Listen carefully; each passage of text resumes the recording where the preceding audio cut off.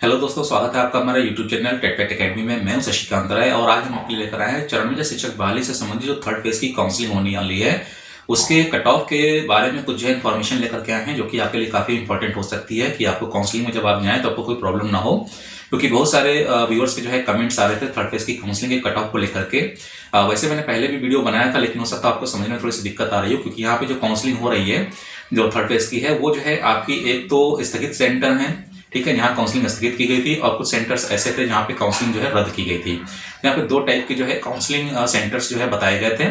जिनमें जो है थर्ड फेज की जो है नियोजन प्रक्रिया बिहार शिक्षक बहाली में जो है शुरू होने जा रही है। तो यहाँ पे कट ऑफ को लेकर के जो इन्फॉर्मेशन है वो आपको यहाँ पे देने जा रहे हैं। तो जो भी व्यूअर अभी तक जो है हमारे चैनल को सब्सक्राइब नहीं किए हैं, प्लीज चैनल को सब्सक्राइब कर लीजिएगा ताकि आपको इन्फॉर्मेशन मिलती रहे।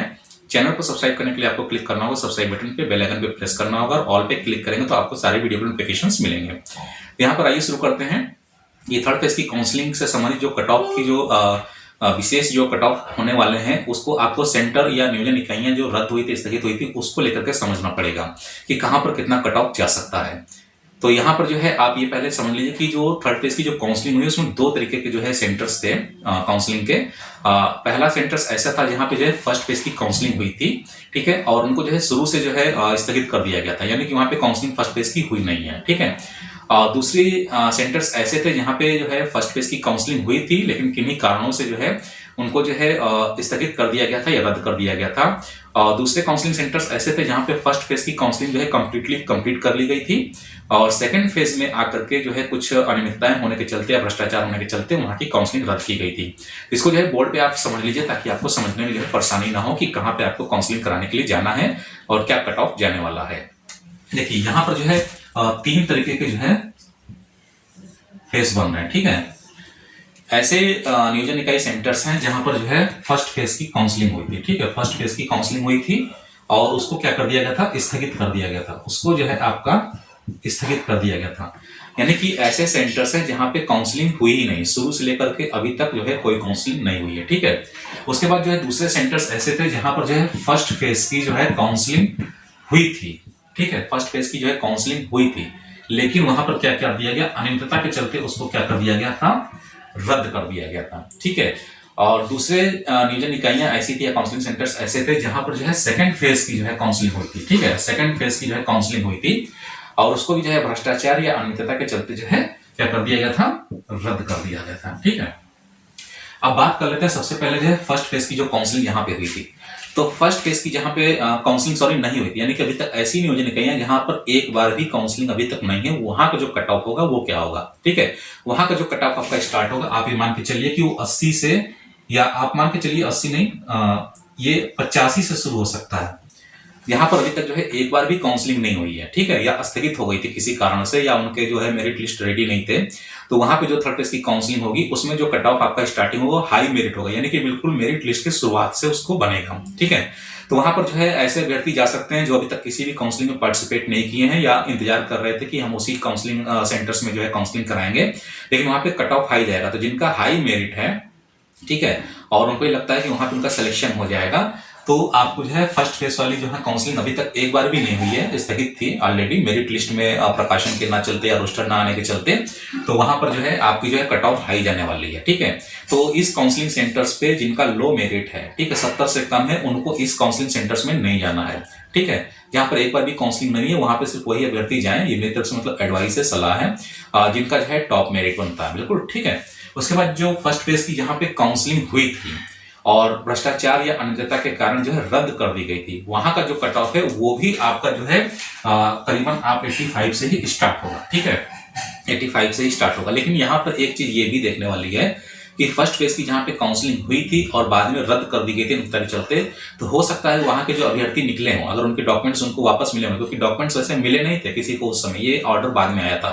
ठीक है। सेकंड फेज की काउंसलिंग जो है शुरू हो गई थी लेकिन ये ऑर्डर नहीं आया था, तो फर्स्ट फेज की काउंसलिंग जहां पे लोग कराए थे जिनके डॉक्यूमेंट्स जमा थे, ठीक है, और उनको डॉक्यूमेंट्स वापस नहीं हुए हैं, तो वही अभ्यर्थी जो है फिर अपने फर्स्ट फेज वाली काउंसलिंग प्लेस पे अगर जाएंगे तो वहां पे उनका सिलेक्शन कंफर्म है, ठीक है। अगर वो यहां से छोड़ करके इस वाले काउंसलिंग सेंटर्स पे अगर जाते हैं तो यहाँ पे उनको दिक्कत हो सकती है, लेकिन यहाँ पर जिन्होंने पहले काउंसलिंग कराई थी उनको अपने फर्स्ट फेज काउंसलिंग वाले प्लेस पे ही जाना चाहिए जहां पर रद्द कर दी गई थी, उनके डॉक्यूमेंट जमा है, क्योंकि वहां पे एक या दो अभ्यर्थी पकड़े गए होंगे, बाकी लोग जो है वहां पे सेफ हैं, और उससे थोड़ा सा नीचे अगर किसी का 1-2 अंक नीचे रहते हैं कट ऑफ में, ठीक है, यानी कि 85 से जो है आप 75 तक समझ लीजिए या 77 समझ लीजिए, तो यहाँ पर ये अभ्यर्थी जो है फर्स्ट फेज की ऐसे काउंसलिंग सेंटर्स जहां पर काउंसलिंग रद्द हुई थी वहां पर जाके काउंसलिंग जो है थर्ड फेज की करा सकते हैं, ठीक है। उसके बाद बात कर लेते हैं जो सेकंड फेज की जो काउंसलिंग जहां पर हुई थी, यानी कि सेकंड फेज तक जो काउंसलिंग हो चुकी थी, ठीक है, और वहां पे किसी कारण से रद्द कर दी गई थी। यहाँ का जो मेरिट होगा, सेकंड फेज की जो काउंसलिंग का जो मेरिट होगा, आप ये मान के चलिए कि ये आपका 75 से शुरू हो सकता है, 75 से शुरू हो सकता है, ठीक है। लेकिन फिर भी इसकी संभावना मुझे ये लगती है कि जहां पे सेकंड फेज की काउंसलिंग हुई थी, ठीक है, और रद्द कर दी गई थी, तो ये जो है मेरिट आपकी जो है 70 से भी शुरू हो सकती है, 75 या 70 हम इसको मान के चलते हैं, और उम्मीद है कि जो है 65 तक मेरिट डाउन होगी, और कैटेगरी वगैरह में आपका 60 या 55 भी जा सकता है। तो ये जो है कट ऑफ का जो है यहाँ पे थर्ड फेज का था, इसको आपको समझना पड़ेगा कि आपको काउंसलिंग कराने कहाँ जानी है। तो फर्स्ट फेज की काउंसलिंग जहां पर अभी तक नहीं हुई है, एक बार भी नहीं हुई है, वहां पर जो है हाई मेरिट जाने वाली है, और ऐसा प्लेस जहां पे फर्स्ट फेज की काउंसलिंग हो गई थी और किसी कारण से जो है रद्द कर दिया गया था, ठीक है, वहां पर वही अभ्यर्थी हैं जो पहले वहां पे काउंसलिंग करा चुके हैं, ठीक है, या 19-20 का डिफरेंस पड़ रहा है, फिर भी यहाँ भी कट ऑफ जो है आप स्टार्टिंग से मान के चलिए कि शुरुआत होगी, ठीक है। और जो सेकंड फेज वाली जो काउंसलिंग जहां रद्द हुई थी वहां की मेरिट जो है डाउन जाएगी, तो यहाँ पर जो है आप ये मान के चलिए कि जो है 75 से शुरू हो सकती है, 70 तक जा सकती है, और कैटेगरी में जो है ये आपकी जो है 65 या फीमेल कैटेगरी में 55 तक ये जा सकती है। लेकिन फिर भी हम ये सलाह देंगे कि जो अभ्यर्थी काउंसलिंग कराना चाहते हैं इनमें से किसी भी सेंटर्स में, जैसा कि मैंने इन्फॉर्मेशन दी है,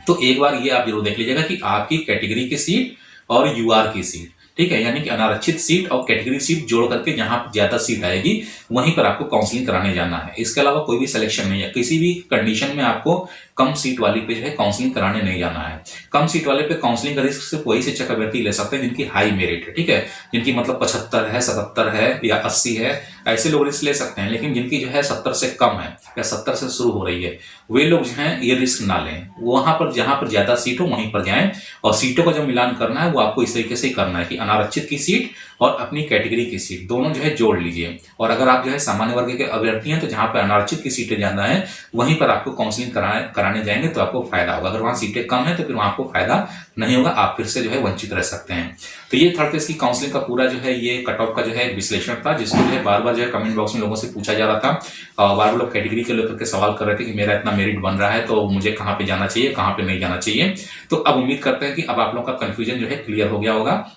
क्योंकि यहाँ पे जो है सबसे ज्यादा जो कंफ्यूजन हो रहा था वो यही हो रहा था कि जो फर्स्ट फेज की जो काउंसलिंग यहाँ पर अभी तक नहीं हुई थी वहां पे किसको जाना है, फर्स्ट फेज की काउंसलिंग जहां हो चुकी थी और रद्द हुई थी वहां पे किसको जाना है, और सेकंड फेज की जहां पे काउंसलिंग हुई थी और रद्द हो चुकी थी वहां पर किसको जाना है। इसमें एक चीज और ये भी जो है ध्यान देने वाली थी, जैसा लोग आप लोगों ने सुना होगा कि जो लोग अब्सेंट थे उनको शायद काउंसलिंग में मौका नहीं मिले, लेकिन ऐसा कुछ भी नहीं है। यहाँ पर जो लोग अब्सेंट थे उनको जो है काउंसलिंग का मौका दिया जाएगा, ऐसी कोई प्रॉब्लम इसमें नहीं आने वाली है, क्योंकि ये काउंसलिंग सेंटर्स ऐसे सेंटर्स थे जहां पर काउंसलिंग स्थगित की गई है या रद्द की गई है, तो वहां पे अब्सेंट या प्रेजेंट का कोई मामला नहीं बनता है। दूसरी चीज, अगर आपके जो है मेरिट में अंकों में कोई हेरफेर हुआ है, मेरिट अंकों में हेरफेर हुआ है या उसमें कोई गलती है, तो आप नियोजन इकाई में एप्लीकेशन दे करके, ठीक है, ये काउंसलिंग जो थर्ड फेज की शुरू होने लगी उससे पहले ही आप वहां नियोजन इकाइयों में जाकर के बाई हैंड आप एक एप्लीकेशन रिटर्न दीजिए और अपना कट ऑफ वहां पे बताइए, ठीक है,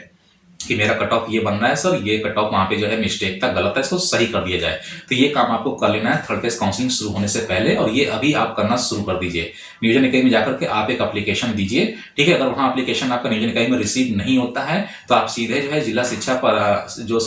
शिक्षा पदाधिकारी हैं, जो डीओ हैं, सीधे उनके यहाँ एक एप्लीकेशन आप फाइल कीजिए अपने कट ऑफ के अंकों को सुधार को लेकर के, या किसी प्रकार कोई सुधार आपको करवाना है तो आपके लिए बहुत जरूरी है, और आप सीधे डीओ के यहाँ एप्लीकेशन दे दीजिए अगर नियोजन इकाई में एक्सेप्ट नहीं करते हैं तो, ठीक है। नहीं तो फिर आप काउंसलिंग में पार्टिसिपेट नहीं कर पाएंगे, क्योंकि ऐसी कंडीशंस में जो है अभी तक जो देखने के लिए मिला है वो ये देखने के लिए मिला है कि जब शिक्षक अभ्यर्थी काउंसलिंग सेंटर्स पे गए थे तो उनकी कोई एप्लीकेशन वहां पे एक्सेप्ट तो कर रहे थे, लेकिन तुरंत वहां पे सुधार नहीं हो पा रहा था, ना वहां पे आपके नाम जुड़ पा रहे थे। तो ये काम आपको थर्ड फेज की काउंसलिंग शुरू होने से पहले कर लेना है। तो उम्मीद है कि आपको कट ऑफ जो है समझ में आ गया कि कहाँ पे आपको जाना है, कहाँ पे नहीं जाना है, और नियोजन प्रक्रिया शुरू होने से पहले थर्ड फेज की आपको अपना जो सुधार है वो डीओ के यहाँ आप लिखित में एप्लीकेशन दे करके या नियोजन इकाई में दे करके अपना काम करवा सकते हैं। तो उम्मीद है कि वीडियो आपको पसंद आया होगा। वीडियो अगर पसंद आए तो वीडियो को लाइक करिएगा, शेयर करिएगा, चैनल को सब्सक्राइब करना ना भूलिएगा। तो जल्दी मिलते हैं अपने नए वीडियो के साथ में, तब तक के लिए इजाजत दीजिए, धन्यवाद।